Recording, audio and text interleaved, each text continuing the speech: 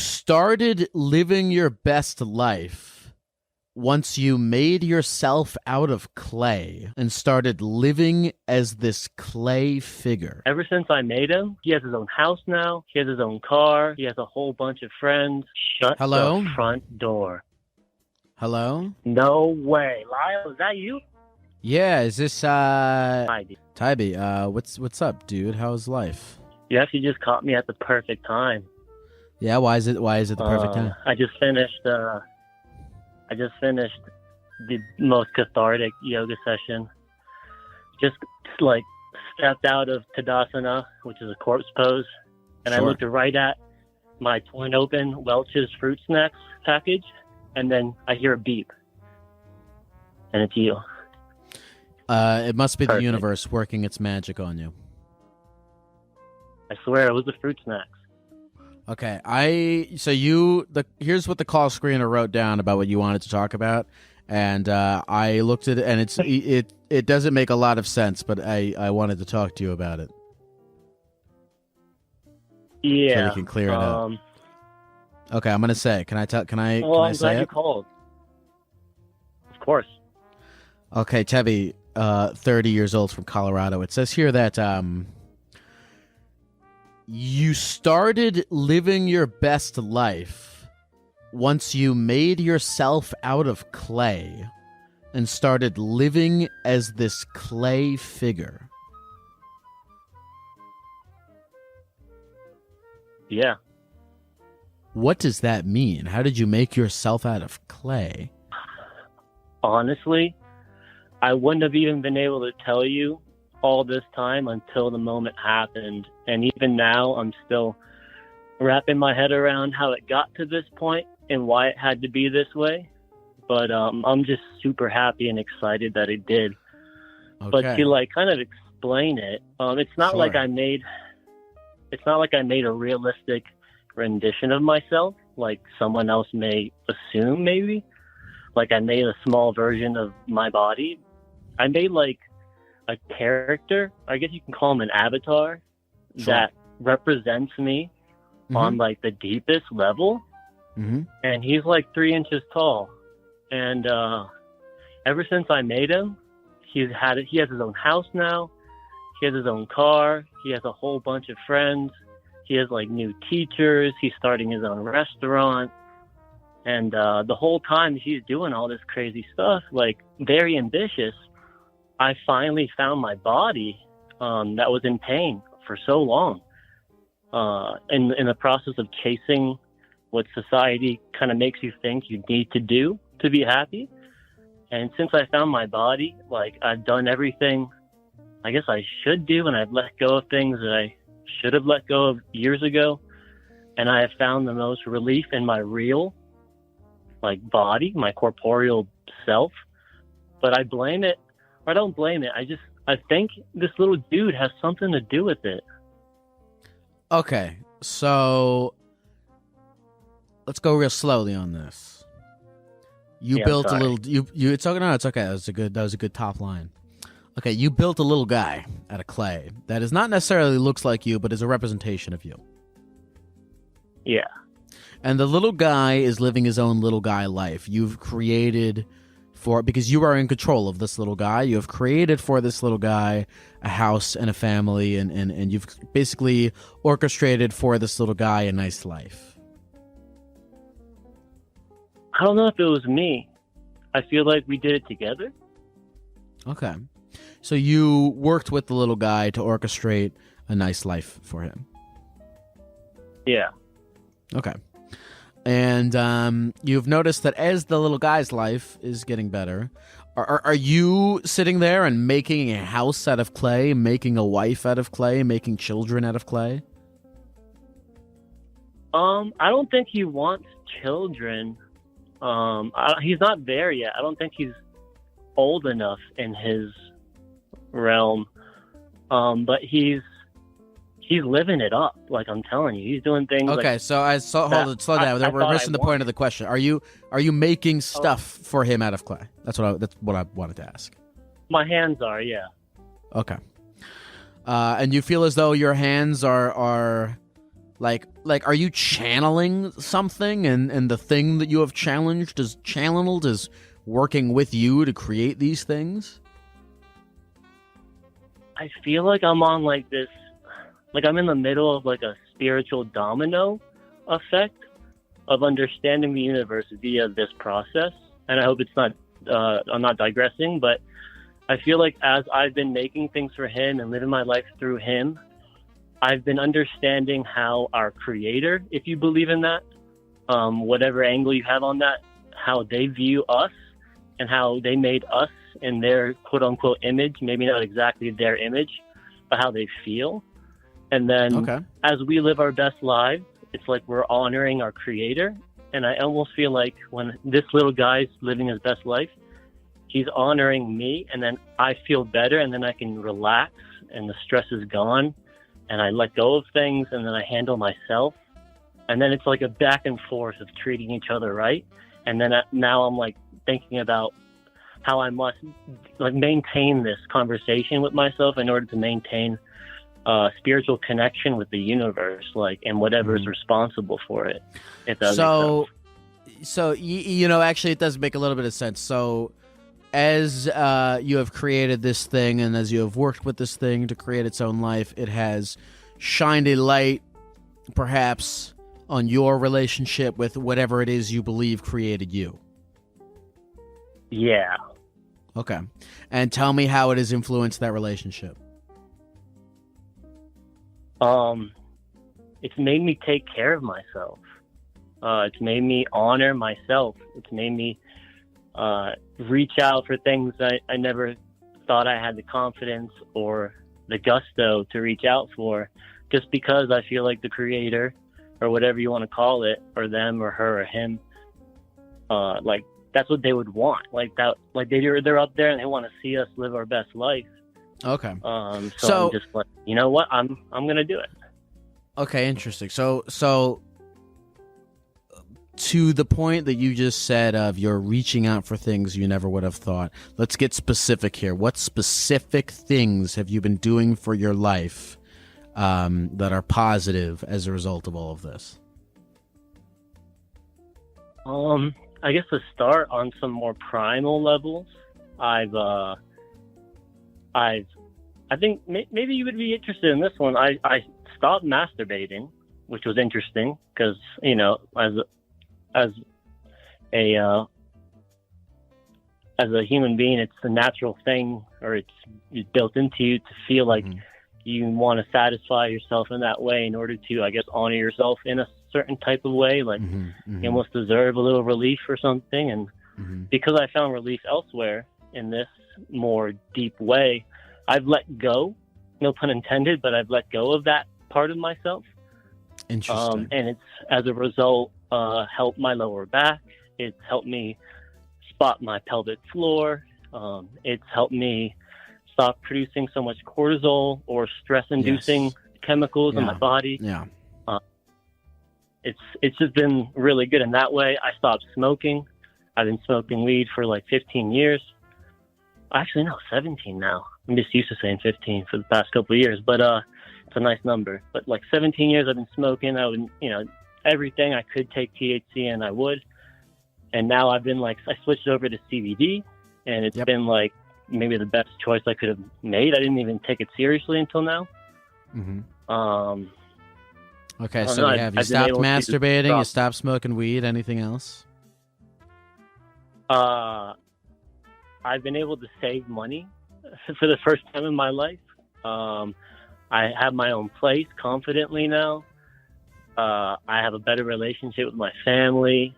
What else? I've been able to drop traumatic relationships in my life without reaching out or even having thoughts to reach out, and I could talk about it without feeling triggered. I don't know, just primal things that kind of bleed out into, I guess, bigger things. And I'm really only at the beginning of this, but I can tell it's in a good path. So to summarize where we are at so far, you have created a small figure that is a representation of yourself, and that figure, being the creator of it, has given you greater perspective of the relationship between you and whatever it is that created you. And your desire to honor whatever it is that created you has caused you to make positive lifestyle changes, such as not masturbating, not smoking weed, and forming better relationships with people. Yeah. You're so concise. Wow, we did it. You know, we started out, this made absolutely no sense, and we kind of got somewhere with it. Yeah, you're good at putting things into smaller sentences. Okay, so let me ask you this. Where does it go with this figure? Like, how long have you been doing this project? Project. I don't even... Whatever you know would if call that's it. the This right thing with word. this figure. Yeah. The odd thing is this figure started out or emerged from a reoccurrence of a imaginary friend I had when I was younger that I abandoned when I was younger due to a friend stealing him in some really weird way. That's too long of a story to talk about. But as a result, I lost my path. And when I thought of him again and I thought about where this imaginary friend was, he brought me back. And I didn't even make him correctly until like 2 years later after I realized I should honor this imaginary friend. And then now he became, like, I finally made a figure for myself, and that figure is me. And that happened, I guess, several months ago. And since then, I've built a house for him. It's like a 3-story house, 4 rooms, like a balcony where they can DJ and stuff. He's got a driveway. But the next project is I'm making a restaurant for him to serve up these dishes that I make out of Millie clay. I do Millie clay work. That's what the figure is made out of. He's made out of a Millie. Do you know what a Millie is? No, but I have a question for you. So your next thing for this clay person is to make them a restaurant. Yeah, so he can serve up his friends. So are you? Is any part of you living vicariously through this figure? Like, are you taking your own desires for your life and giving them to this figure in the idea that perhaps it will come back to you? Like, do you have a desire to open a restaurant? Do you want to have a house and all the sort of things that you're giving to this figure? I do strongly believe in like a karmic cycle. So I do think, whether I like it or not, these things may blossom into larger versions. Like, these are almost like dream boards, someone might like perceive them to be, but they also are very like internal, like they're external projects, but they're internal conversations with myself.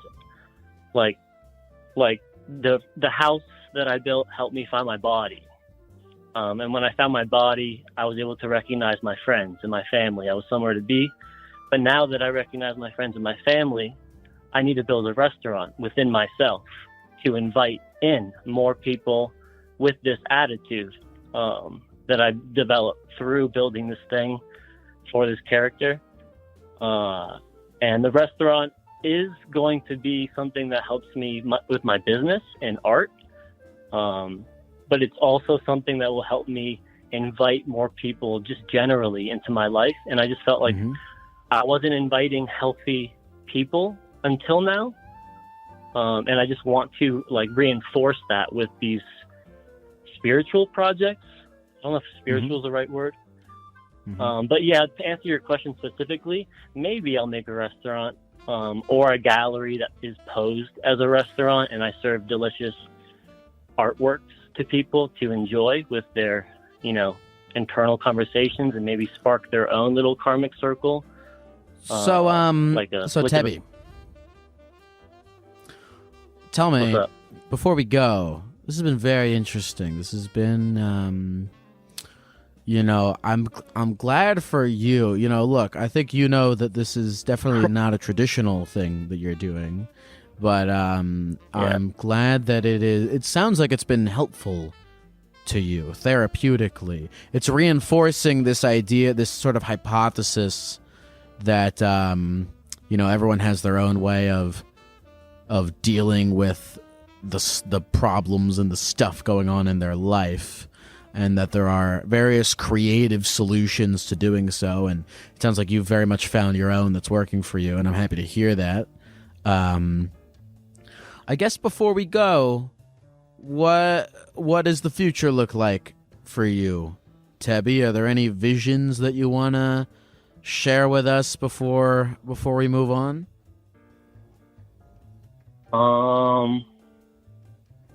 Any visions? Well, right now, I'm working on an Avatar: The Last Airbender miniseries, and it's like literally the show Avatar. Yeah. I'm deriving like lessons I'm learning from each book, all the way through Korra, to help me fully lock down who I am and what I want to be as the server in this restaurant. And if anyone wants to check that out, all they would have to look up is Pilot. Actually, this reminds me. I almost forgot. What the hell? Okay. Did you ever get that drawing I sent you? You sent me a drawing? Tiny drawing? Yeah. Is it wait, was it like Zippo's box? Yeah, holy shit, that was you? Yeah, it's me. Yeah, I did get that. Hell yeah. Fuck. Damn. Yeah, I did get that. It's back at my parents' place, but yeah, I did get that. Oh my gosh. At your holy parents' shit. place, that's amazing. Yeah. Well, goddamn. Holy shit. Yeah, with the line work and everything. Yeah, I did get that. Man, it's cool to like talk to you, and now next time I see that, I'll be like, man, that's the figure guy. Yes, sir. Well, shit. What's your name again? Tebby? I'm Tybee. Tybee. Well, But, Tybee, thank you again for sending me that. You go by what? No doubt. Thank you for doing all of this. You've kind of you're the last thing that I drew in that style. Like, you kind of broke me through that addictive style I was in. Mm-hmm. And I wanted to return the favor, and then I didn't even know it was going to be my last drawing. And ever since then, I've been chasing myself. Tybee, so do you have, for people who are interested in you and what you're doing, anyone who maybe this call connected with in particular, do you have an Instagram or something where they can connect with you on? Yeah, I only have an Instagram. It's Meta Pilot, MEDAH PEI137. Yeah, check me out if you want to see the avatar. Tybee, anything else? Any final words for the people at the computer before we go? Try CBD out. Perfect. Pretty Simple. much it. Clean. Efficient. Good luck to you, Tybee. Thank you very much for calling. Thank you, Lyle. Gecko Nation. Bless. Well, that was fascinating. I love calls like that where something, every time, whether it's in a live show or on the street or when I'm like looking at calls I'm going to pick for this show, anytime I see something that I'm like, what the fuck does that mean? The only way to figure it out is to dive into it with the person. That was fascinating. I don't know what my own... You know, it's interesting because it comes off as like bizarre and foreign, this thing he's talking about of like he created himself out of clay and that's caused him to live his best life. You know, what the fuck does that mean? And then he kind of gets into it and it made sense in a way. It's like if he is really diving into his role as like a creator of another entity and that gives him perspective of himself like as the god that created him and how he wants to serve that god by not jacking off or eating shitty and whatnot. You know, I mean, look, obviously that method of living a better life is not going to appeal to everyone, but it is talking to that guy to me is further evidence of the creative ways in which people can come up with, can go through to kind of deal with their own shit. So props to Tybee. Thank you for calling. And thank you again for that drawing. That shit is sick. Hello? Hello. Is this Morgan? This is her. Yes. What's going on with you, Morgan? What are you up to? I'm not gonna lie, Gek. I just got done having a little bit of a mentee breakdown. A mentee breaky. Okay. Yeah, just like a little break. Everyone's got a break every once in a while. I fully agree. I think the human capacity for stimulus and the amount of stimulus in the universe have not been keeping at good consistency with one another over the years, and so it's inevitable to have a mentee breaky every now and then. Absolutely. What has been the driver of your mental breakdown? So today specifically, what I kind of called in about is like, you ever feel, sorry, I'm so nervous. I know you always say, like, after 5 minutes I'll be fine, so I believe you. But, like, wow. No, it's just the phone. It's not even real. It's just the phone. Well, listen, I've tried to call so many times, and I saw you in Philly. So, like, I'm so excited. Oh, hell yeah. I'm glad what did you think of the show? It was great. That woman sat on a cake, but I had to miss like the end because we had to get our train back. Which kind of fucking sucks. Okay. But yeah, that was fun. I'm glad to see that you at least got to see the beginning of the woman sitting on a cake. Oh yes, I did see her sit on a cake, and she complimented my shoes in the bathroom. So that's amazing. That's like a W for me. So what is driving your mental breakdown, Morgan? So do you ever feel like, I want to call it imposter syndrome kind of, but like, do you ever feel like your actions don't really like, I don't know, match your thoughts? Like everyone, so what I told the screener was that I work with the elderly. I work in a retirement home. Mm-hmm. And they all seem to like love me, like think I'm great. You know what I mean? I'm not trying to like suck my own dick or anything, but like sure, no, suck your own dick all you want. They all appreciate what I do, I guess, and I love them, and I want to take care of them. That's great. But sometimes, like I feel like I'm not actually nice. Like okay, like, so I'm your thoughts. Can I? Well, it says here that can I tell people what the call screener wrote down? Okay, the call screener wrote down that Morgan works with old people and has, quote, horrible, intrusive thoughts about them. Wow, that's pretty serious. Like, yeah, I do. And it's not violent. They don't, and you know what? Listen, okay, here's the thing. Is I don't really care about, like, thoughts. Who really gives a shit?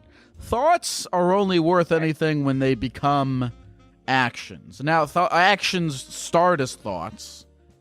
So, like, true. I think that whatever thoughts I think you're innocent to any thought that pops into your head until it becomes an action. So don't freak out about yourself about any thoughts that happen. And your humanity is the fact that you can act in contradiction to your thoughts. So, yeah. Which of these old people are you thinking about murdering? I'm not planning anyone's murder, I promise. And they are not sexual, I promise. That would be haunting for me, honestly. But it's just like I love working with them, and some of them have some like really bad dementia. Sure. And like it hurts my heart. sometimes, Yeah. and the place is sad. And I do activities. I do therapeutic recreation, so like I kind of keep them moving, keep their brains thinking, do some bingo with them. I don't know. Mm-hmm. So I mean, and, like, in what way do you feel like your thoughts are incongruent with your actions here? Like, because I'll get so mad. Like, not at them, but, like, internally when they just, even the little repeating. I think it's overstimulation, honestly. I think a lot of it is overstimulation. Like, all the noises, and, like, they'll say the same thing over and over again. And I'm always patient. I'm always like, okay. Yes. But sometimes, just sometimes, when it's just me and, like, all of the ones with dementia, I snap a little. Okay, so I'm gonna let's get. All right, we're gonna go here real quick. All right, so you, by the way, you're doing a great thing. You're helping out people with dementia. Okay, and I'm trying. Okay, thank you. and you're doing a great thing. Okay, so you're with this patient who has dementia, and you're really trying your best to help them, but after they repeat the same thing over and over again, and they are kind of acting towards you in a certain way that is annoying as a result of their dementia, you become annoyed because they're being annoying. Yeah. Is that okay? You become annoyed. But here's the thing. But here's the beautiful thing: actually? I almost think the fact that you are getting angry and you are getting annoyed at these annoying dementia patients makes it even more beautiful, because you're putting it all aside to help them. You're not letting your annoyance stop you from helping these folks, because it sounds to me at least like you have this conveyor belt system where the annoyance comes to you, and it's your instinct, it's your central nervous system, and then that's your primal side, and then your human comes in, and you're like, well, okay, they're acting like this because they have a mental illness. I need to be more understanding and forgiving and patient and human with these people, and then you are. Yeah. I think that's a beautiful thing.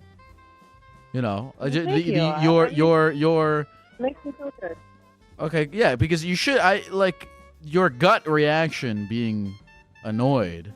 You shouldn't feel bad about it. You should feel you're doing a good thing. You're not letting your gut reaction dictate. You're not letting your gut thoughts dictate your actions. As part of being a human. Yeah. I couldn't do it. I would leave there immediately. And I would cuss them all out on my way out.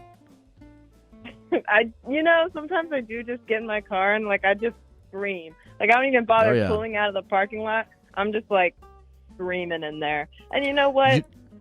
That's fine. But it is fine. You deserve Morgan, your car screams are deserved. Okay? Thank you. Your car screams are deserved because you're like, it's the courtesy of, like, let's say you're on you're hanging out with a bunch of people and you really have to fart, and you know that your farts smell horrible. And so but for the courtesy of those people, you don't fart, and then you go into your car and then you fart all you want. That was a courteous thing of you to do. The fact that you had to fart, there's no evil in that. It's just what was going on with you. That's an amazing analogy. So I think as long as you're not letting your annoyance cause you to lash out at elderly dementia patients, which I don't think it is, I think you're doing okay. I hope not. Yeah. I just, I feel like anger is a really weird thing that I think about a lot, because I feel like I've had so much forever. It's just, like, balled up inside of me. But, like, I've always tried to be, like, nice. So it's like, am I actually nice, or am I just trying to, like, cover up the fact that I'm, like, pissed off all the time? Like an angsty teenager. Like, I'm edgy. What other things are you angry about? I get angry at my roommate a lot. Okay, what about? Well, like, she bought a new vacuum. I have a vacuum, right? We have a vacuum that we use. It kind of sucks. It's a shitty vacuum, but I bought it, right? First time ever moving out. And she bought a new vacuum this week. And then I come home, and my vacuum's, like, on the curb by the trash to be thrown away. Oh, she threw out your vacuum? She threw out my vacuum without asking me. Did you say anything And to I was her? like, I did. I texted her and I said, because she's at work, and I said, hey, if you're going to throw out something that's mine, could you just ask? And then she just read it, like, just left me on red. So, oh well. You know, Morgan, you're doing the best you can. I think, can I tell you one, I'm going to tell you one thing before we go. I hope you're not, don't get too in your head about whether or not you are a good person or a bad person as like a general overall label. I don't think that shit is real. You're doing the best you can out there. Controlling your angry thoughts and transmuting them into productive actions. Yeah. I think that's smart. I'm holding in a fart until I get to the car. Or who else are you with? Are you with anyone? No, I meant like the analogy metaphorically. that you Yes, said metaphorically. earlier. Metaphorically. Yeah, metaphorically, I'm holding in a fart. I am also holding in a fart, but mine is not metaphorical. Mine is very, very real. And so you can always let it rip. Like, it's this, the world is your oyster. Let it rip. You know. Morgan, is there anything else you want to say to the people of the computer before we go? People of the computer, be nice to people. I don't know, be kind. Lyle, is it awful of me to ask you a question? Just one more question. You can answer it real fast. What's the question? Yeah, hit me. If you had to choose, which Muppet would you fuck? Which Muppet would I fuck?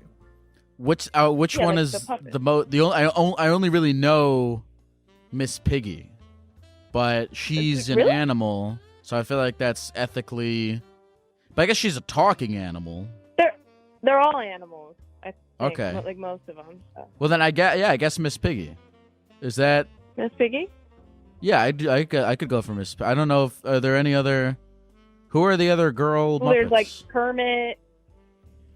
You know, you got Kermit. Mine personally is Animal, the drummer. Yeah, I bet he would be pretty good. Yeah. You know what? I Gecko, would fuck for him. sure. I take back what I said. I'd fuck him. Really? So we're like, yeah. what do you call it whenever you like? Not Irish twins. The fuck is that? I don't know. Whatever. We're twins. Eskimo brothers. Yes, Eskimo brothers. That's what I meant. It's been an honor being an Eskimo brother with you, Morgan. Have a good rest of your entire life. Thank you, Gek. I hope you do too. Keep doing what you're doing. I liked her. She was nice. Yeah, that whole thing of the thought. What do your thoughts say about you? I personally don't think thoughts are worth much. I don't think thoughts are worth much. You know what? We're on the subject of intrusive thoughts. I was walking down the street the other day, and there was a guy carrying a tiny baby. And I've had a thought popped into my head. I was like, what would happen if I ran up to that guy and I just punched his baby in the face? I would never do that. I would never do that. But I have that thought. Almost, I didn't have anything to do with that thought. It just came to me.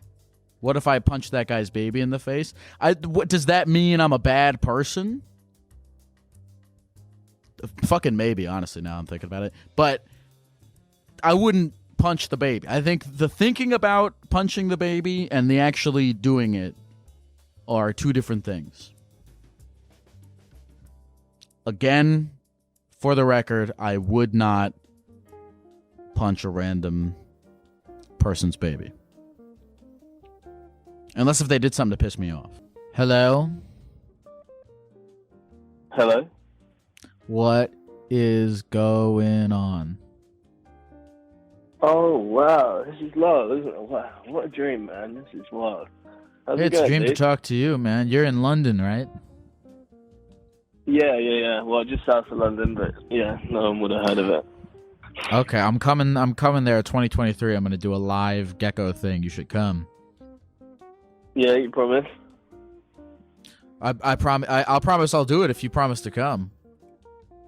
I promise I'll be there, man. That'd be a dream come true for me. Can I just start? I just want to ask you a question. Your gloves. Yeah. Could I know. your But hold on. fingers go all Hold the on. way- I know what you're going to say. I know what you're going to say. I've said this a bunch. I cut 2 holes in my gloves so that I can use my MacBook. It's as simple as that. No. I wanted to know if you could push your fingers all the way to the end of the gloves, or if they're like made so that there's permanent pads. Oh, okay. Now, okay. Yeah, I could theoretically push my. I mean, the gloves are oversized as to simulate sticky gecko hands. Oh, of course. Okay. Well, thank you for clearing that up for me, man. That's a funny thing to say, of course, too. What's your name again? Sam? My name's Sam, yeah. Sam, what's going on with you in your life? So I've called up for some advice for you, man. I've lived in an apartment for about coming up to 4 years now. And 18 months ago, there was a new girl who moved into the building. And, like, I didn't really get to speak to her much, but I saw her in the corridor. She was moving in, and she seemed okay.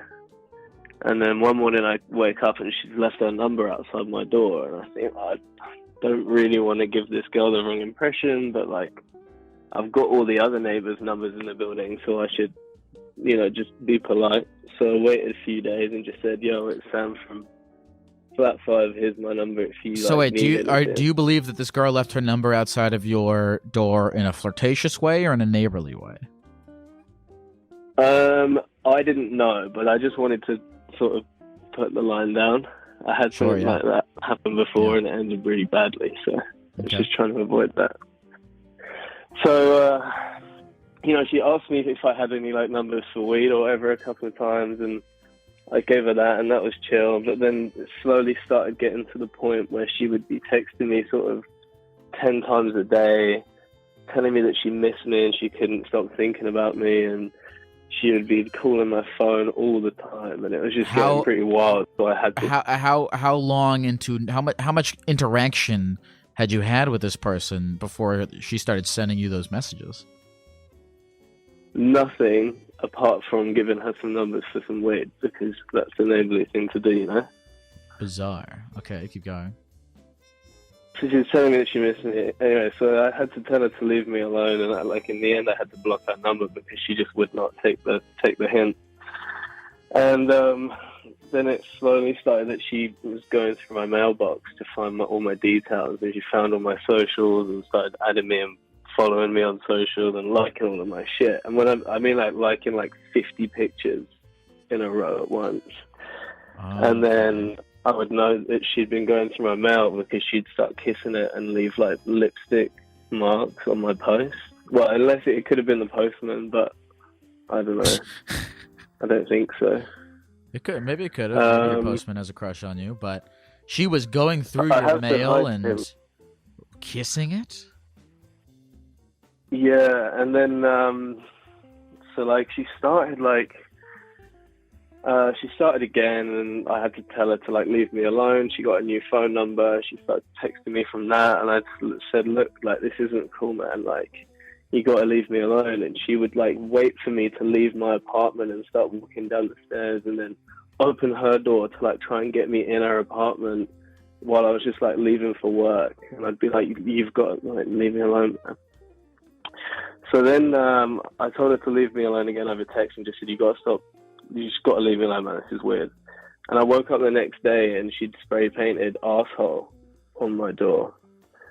And there was like, I had no proof, but like it was definitely her. And then as I left the building, I saw on like our bin that we have at the end of our walkway that she'd spray painted "I love you," and gold spray paint as well. So how long ago did all this happen? So this has been ongoing for like a year. This has been And ongoing like, for a year. I know that. So like, I know that she suffers from mental health problems. Like, she's been sectioned 3 times now, and like every time that she's sectioned, she calls me up from like the hospital, and she's like, because it's an unknown number, I don't know who it is, and it'll be like midnight, and it'll be like, oh, it's so nice to hear your voice. Like, I really miss you. So it's kind of like weird behavior, but I know she's not well. So my problem is like, I don't really want to get the police involved because, you know, ACAB, and I feel like they'll probably only make it worse or not do what she needs to do. Now, what is it? Genuine question. What is it that makes you think that the police will only make it worse? Because I think if they come round and say something to her, I've got hardly any evidence of any of this apart from a few text messages and loads of missed calls and, I don't know, a picture of some lipstick on a letter. You know, I've got like no proof that it was her who spray painted the door. And I just think if they come round and turn up at her door and just knock on her door and they don't do anything, it will just make her lose it. Sure, yeah. You know, she's got these crazy eyes, man. Like, I swear, any of my neighbors, like my friends who come around who know about her, when they see her for the first time, they're like, dude, she is so fucking scary, man. So, okay, if you're not going to go to the police, what other things have you considered doing? So, like, because we're assuming that she's, like, on some sort of, like, watch list or care list now, so, like, we have tried speaking to like our social workers and my that's a good idea. That's probably what I would do is I don't know if you can get in contact with her social workers or whatever and get, you know, their advice on it. Yeah, but I mean, I think because like the services are so shit around here, it's like unless they're immediately gonna hurt someone or themselves, they don't do anything. So, like, at the moment, she's going through this obsessive phase. This is the other thing that she does. She gets, like, obsessed with these random theories, and she thinks that someone is repeatedly breaking into her apartment and pissing in her purse, and then just, like, leaving her apartment. And she thinks that this is like, an ongoing thing. Is it secretly her pissing in her purse? No, man. Well, no, that's the thing. So then she knocked on my door the other day. She was knocking for about an hour, and I was like, finally, like, fuck me, my dogs are going crazy. I was like, what is up? And she was like, can you smell this? And she had like a carrier bag with her purse in it, and she was tied up, and she undid it, and she sort of held it up for me to smell into the bag. And I was like, yeah, man, like, I'm down. Like, I'll smell the bag. I don't know. So I smell it, and it just smells like nothing. And she's like, can you smell that? Isn't that disgusting? And her eyes are like welling up, and I'm like, it doesn't smell of anything. She's like, someone has pissed into my purse again, and they keep coming in and doing this. So yeah, man, I just never know what I'm going to open my door to these days. You know, when I come home from work or when I leave in the morning, there's going to be some... I mean, Sam, I got a couple of things that I'm thinking about is, I mean... One, okay, the social worker said you can't really do anything unless if you know that this person has intent to harm anyone else or harm herself. At a certain point, and I don't know, I'm not a lawyer or a social worker or anything, but at a certain point, do you not have enough evidence or could compile enough evidence to go and say, I have reasonable belief that this person might attempt to hurt me? I mean, I do, but I mean, I just feel like there's not that much aggression in what she's done, apart from asshole on my door, obviously. That's kind of aggressive, isn't it? But, like, the rest of it's just mental. It's just, like, wild behavior, you know? Like, I do worry one day, maybe... How much left do you have left on... How much more time do you have left on that lease? Oh, man, I've got, like, 4 months. How do you feel about booking it? Yeah, maybe you're right, man.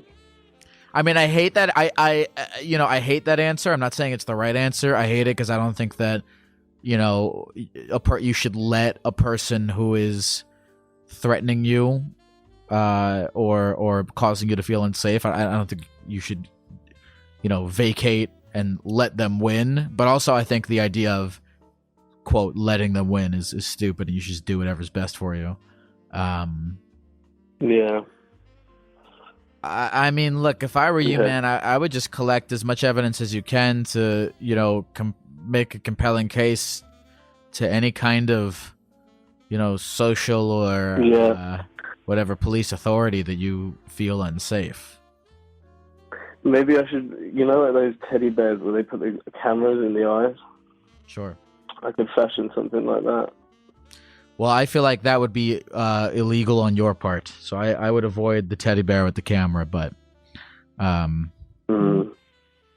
like how when you were listening to me for the most of that, you had your eyes closed, by the way.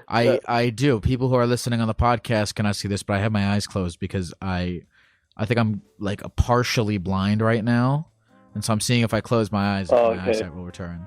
So we'll see. But I was thinking maybe you were imagining what I look like, and then I was like, what does he imagine that I look like? I'm imagining what you look like right now, actually. So what color hair have I got? Blonde. Oh shit, dude. Are you blonde? Oh man, you're fucking wild, dude. Yeah, I'm blonde, man. That's crazy. I'm secretly working together with your next door neighbor to stalk you. Oh, is it you pissing in her purse? It's me pissing in her purse. Yep. Oh shit, dude. Listen, Okay, Sam. man, Well, shit, man. I'm sorry to hear. I am of no help because I have no authority in the state of London or in any state of any kind. But I hope that you find some way to mitigate the situation. Thank you, man. I appreciate it. I just wanted to say as well, I've just started a therapy degree, and you were 15% of the reason of me doing that, man. So 15%. I'll take 15%. Yeah, I think that's pretty good. That's me being honest, No, I'm glad. No, 15% is great because if you told me I was the sole reason, I'd be concerned. But 15%. Yeah, I don't want to lie to you either, and you're not. But thank you, man. Have the best evening. Hey, you too, Sam. Thank you. To the people, I just want to say Maroon 5's first album was fucking so good. So I don't know what happened. Goodbye. Thank you. Good night. Later. I don't know anything about Maroon 5, but I don't know. Whatever Sam says, I second blindly. Hello. Hello? Hi, is this Kylie? Yes. What's up? Nothing much. What are you doing? Just chilling on my bed. Watching a live stream of a gecko. That sounds stupid. It's a not live stream stupid. of a gecko. What even is that? What's up, Kylie? Is there anything in particular you called in to chat about? First of all, I didn't think I was gonna be able to talk to you, so You're here. There's so many. You're in the I'm moment. here. You're living Here it. I am. You're right. You are right now. Feel your breath. Feel your hands. Feel your eyes, your nose, your mouth. You're alive in the universe. I mean, there billions of years, Kylie. Billions and billions and billions and billions of years.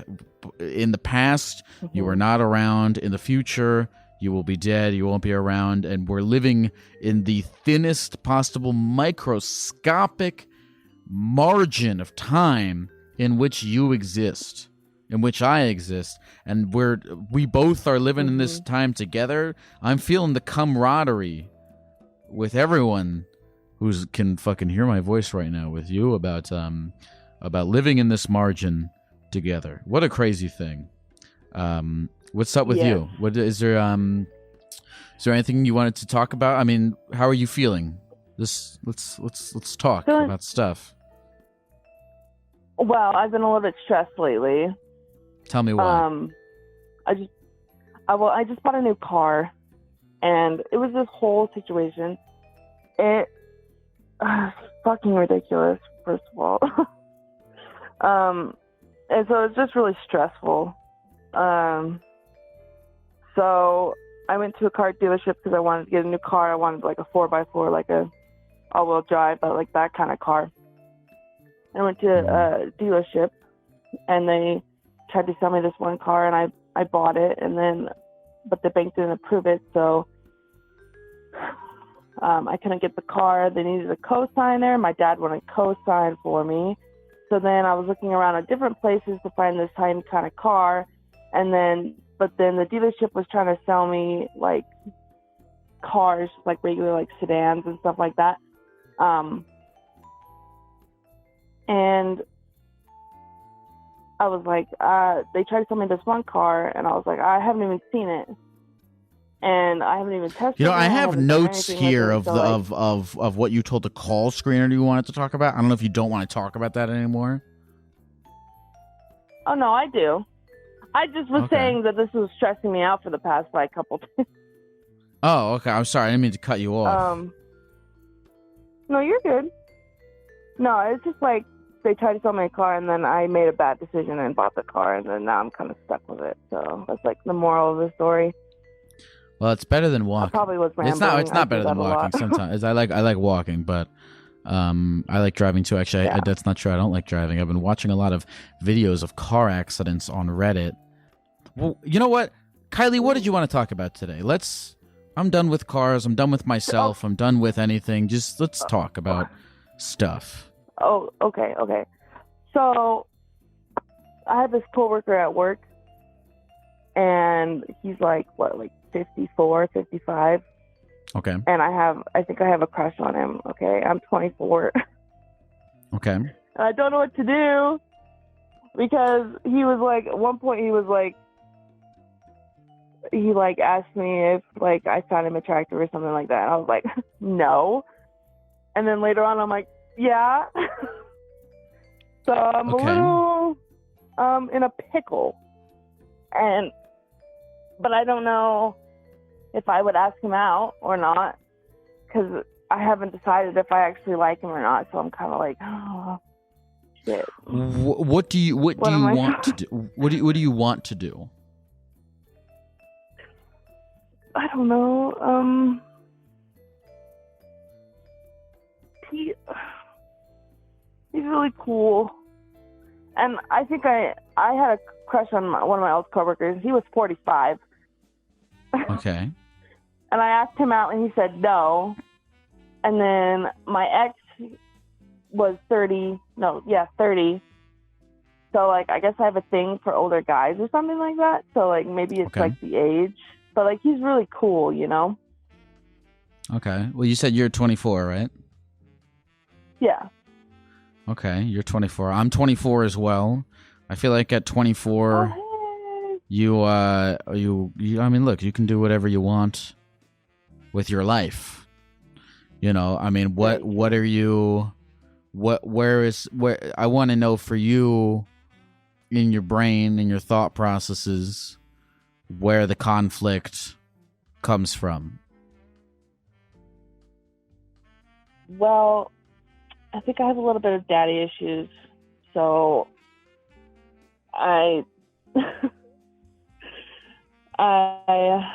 think I have a thing for older men, right? And so, but the conflict is that it's like, well, I'm so young, and he obviously like jokes about like how young I am all the time, and like all this other kind of stuff. And it's like, would he even like me like that because I'm so young? You know? And so there's that. And then, you know, like the typical, like, I don't like myself type of stuff. Okay. I mean, hold on. Stop right there. You said, do you feel as though you said you feel as though you don't like yourself? Yeah. And do you feel as though that is like having an effect on the decisions you make as you navigate the relationships in your life? Oh, definitely. Okay. I mean, listen, relationships are hard. age or amount of fucking thruple or gender or any of that stuff. Throw it all out the window for a second here. Fucking relationships are tough to navigate. And with any of the relationships stuff, is about, if you have this thing that's going on with you, and I don't know, I'm not going to tell you how to live your life, but if you have a thing that's going on with you, I'd hope that you are prioritizing dealing with that before you focus on your engagements with other people. Does that make sense? Is that valid? I don't know. It's the, love yourself before you have to love yourself before you can love others. Of course. Thing, right? Yeah, of course. Like, Do you, okay, I no, go ahead. You go ahead. I'm interrupting you. No, I was just going to say, and I agree with that, but I also feel like you don't have to love yourself to love someone at the same time, because you can love anybody you want, even if you don't love yourself, Yeah, I 100%. I think you should go and do whatever you want.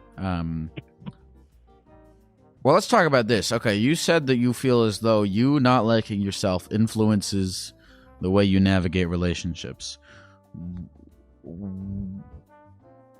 Why do you think that is, or in what way do you think it affects how you navigate relationships? I think mostly for me is that I just don't believe that anyone could ever love me for me, Yeah, sure. And there's that, and so like when the situation comes up, like if someone's angry at me or something like that, I have a really hard time with confrontation. So like navigating through a relationship, trying to build that relationship with someone, I always go for the what's the word I'm looking for? The combination, or I can't think of the word I want. Are you looking for the thing that oh no, I can't think. Hold on. Are you looking for the because you said that you feel as though people can't just love you for you. Are you looking for like the thing that they like you for? No, not necessarily. Because like I talk about this in therapy with my therapist, but I know that I'm beautiful and amazing and kind and all those great things, but like I don't feel like that. So trying to like navigate that relationship of like, well, I feel like this, but I know that they do love me for me, but like I feel like they don't. So like, are feelings or are thoughts more important? Like which one is better? Like which one do you go for? It's like that kind of like toss up of like which one is more important to you as a person. And yes. So, I mean, look, back to the central issue that you started with, which is not actually the central issue, but just the issue that you started with, of whether or not you want to get involved with this guy. Do you feel as though your journey toward trying to not hate yourself will be aided, impeded, or unrelated and different to you pursuing something with this guy?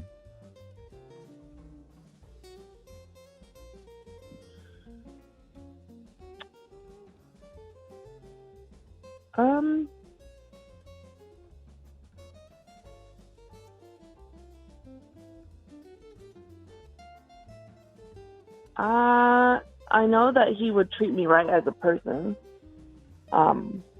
So you listen. You don't have to. You don't have to. You don't have to come up. You don't have to come up with an answer to that right now. But I think that. I guess if you're sitting here, you say you're in a pickle. I think that that's the question as you're navigating your pickle to think about. Yeah. I mean, is it really such a big deal? Because but it is, but it isn't at the same time. Well, I mean, you have your own. There's no right or wrong answer to any of this stuff. Whether or not it's a big. I mean, you decide whether or not it's a big deal. I would, I'll say this. I would take. I would really take any peripheral societal thoughts away for a second and just think about what you believe is best for you in your life. And also whatever your therapist said, because I'm curious about that. What did your therapist say about all this? I actually haven't told her. Okay. So she actually doesn't know. Because the last time that we were talking about my car situation and how that made me feel, and then you did talk a lot about a car situation. I do remember that. Yeah, it's really not that interesting, but at the time it was very stressful, But and then we got talking about some things that happened to me in my past and pretty deep things, and yeah. There was this. I don't know if you want to talk about this, or is it a car thing? I kind of have to move on, but no, Kylie. I know. Is there anything else you want to say to the people at the computer before we go? Anything I want to say to the computer?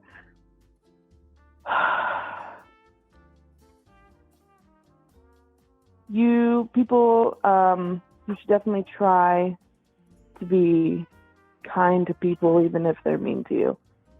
At least that's my philosophy. I like that. Being kind when it's hard. I like that. Yeah. Thank you very much for calling, Kylie. I hope that you figure out what to do. Thank you, Lyle, for your time. I really appreciate it. Have a good one. You too. All right. Bye. On this stream, we talked to people in thruples, people in relationships of, whatever, straight relationships, gay relationships, for age, whatever relationships with 4 people in them, or any relationship of any kind. It's all complicated, tough to navigate, and I don't know. I don't know how I feel. I'm no expert on any of that stuff. But people, one thing I'm learning from all these calls I've taken over these people, it's like maybe the most common topic that people have is navigating relationships.